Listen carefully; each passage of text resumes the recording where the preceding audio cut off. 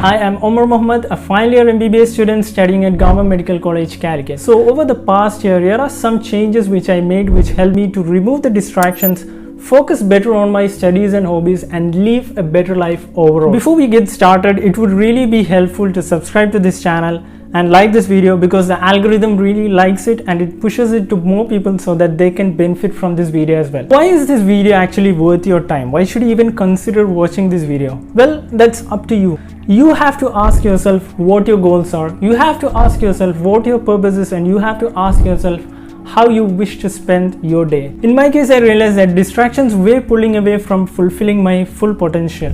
A Shakespearean quote really struck me, and that is, all the world's a stage and one man in his time plays many parts.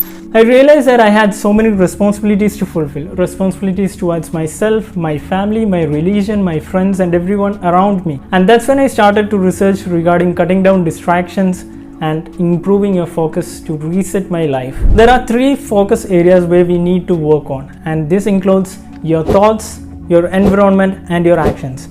Now, the reason why I choose these areas is because your actions are basically just a byproduct of your thoughts, environment, and destiny. Now, destiny is a variable which we know that it's something that we can't really change much except for pray for that. But as for the other factors, you can definitely leverage those factors and reset your life and be more meaningful in your pursuits. So let's just jump into that. Not really distracted physically until your mind is distracted. One of the biggest distractions into our mind, and this is actually one of the biggest lies that we feed to our mind as well, and that is that waiting for the perfect time to start. We tell ourselves the big lie that we need a great source of motivation to just start doing the things which we are supposed to do. We just wait months or years to just get the perfect timing, the perfect environment, the perfect study table, all of those, to do the tasks that we want to do. And this is one of the biggest things that is holding your life, and this is actually the greatest source of distraction that you have in your life. The solution to this problem starts by training your mind to act regardless of how you feel, because once you start acting regardless of how you feel and not waiting for that source of motivation to kick you, you will start to achieve your goals. And guess what? Once you start to hit those goals, those achievements themselves start to act as an intrinsic motivation to help you push further down the line. And this is why Alex Hormozy said, you do not become confident by shouting affirmations in the mirror, but by having an undeniable stack of proof that you are who you are. So start outworking your self-doubt. Okay, the second issue is mental cluttering. If you don't know what that is, it's basically you wanting to do lots of things, and once you start doing those things, you realize that you are not able to complete them all at once, and you start to get anxious. Now, this is a great source of distraction which I personally suffered a lot. There is a psychological phenomena behind this, and that is known as the Zeikarnik Effect.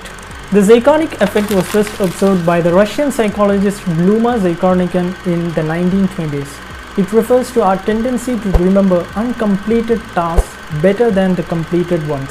What this leads to is constant distractions and our inability to focus on our tasks. Now, there are so many ways to overcome this Zeikarnik Effect, which is mentioned in one of my newsletters. It's available for free. By the way, you can subscribe to that. You will get value delivered to your inbox for free. Now, one of the ways to tackle this issue which I found helpful was really the Eisenhower Matrix. The Eisenhower Matrix basically classifies your activities based upon 2 things: how urgent they are and how important they are to you. So those activities which are important to you and which needs to be done urgently, they are the ones that you need to do right now. They are the ones that you have to give your focus on. Whereas those activities which are neither important nor urgent to you, these are the tasks which are actually the distractions. If you have 100 things to do, probably 85 of those things fall into this category of distractions which are neither urgent to do nor are they really that important to you. So these are the things that you actually need to scrape off from the list so that you can focus on those things which are really important. Those things which are important to you but they are not urgent or not necessarily to be done now, you have to put them on your calendar and assign time for the future. And then there are those tasks such as writing logbooks and records for me personally, which is not at all important for me, but they are kind of urgent tasks because the system tells us to do it. So the best thing to do in those cases is you don't waste your time yourself, just delegate it to somebody else or someone who can do that work for you if possible. Okay, the next thing is having healthy distractions.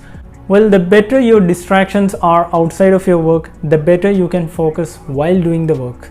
There is a classic saying, work hard and play hard. Wisdom behind this saying is that to really have focus on your work, you need to have a cool body and mind before and after the work. This is why I don't really cancel trips or meetings with my friends or the fun things which I do, because I realize that these little things are the ones that help me go through the big things in my life. One of my close friends and roommates, Aftab, shout out to Aftab if you're watching this, said something once which stuck with me a lot, and it's something which I always think over again. Every day he decides to incorporate 3 activities in his routine. One for his career or work, which is studying medicine and everything related to that in our case. Secondly is an activity to improve his health. Now he's a person who regularly hits the gym and is very consistent, and he's a great football player as well. Finally, an activity for your soul. Now this could be through prayer, connecting with your God, your family or friends. That's a really good principle to live by. Okay, now about the environment. Well, your environment includes your space and time. Now there's a lot of research which tells us that our environment primes our actions. Our behaviors are usually associated with our environment. This is the reason why, let's say you're a smoker who started the habit of smoking during your hostel days. All of a sudden one day you decided to quit smoking. 10 years have passed by without you taking a single puff or smoking a single cigar.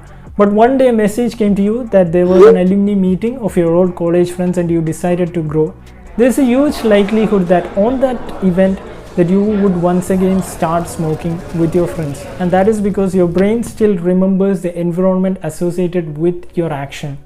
When both your distraction and your work happens in the same environment, what eventually happens is that the distractions will overtake your work. This is why when you keep the mobile phone on your table along with your books, you're most likely to open the mobile phone than your book. One way to tackle this is by making changes in your environment. Now you don't have to build a whole new house for this. Even minor improvements can make a lot of difference, like just change your desk by 90 degrees, and that itself research tells is a new environment, and you can start a new behavior with that minor change. If you decide to never use your mobile phone at your study table or at your desk, your mind will eventually understand that this is a place of work and that is a place of play, and so your attention span will increase exponentially. The next factor is time. There are certain time or moments when you are more likely to get distracted than others, and this is the reason why you have the early birds or the night owls, people who prefer to work early in the mornings or that in the nights. I personally prefer the mornings over the nights because I realize that there is a blessing in the morning hours.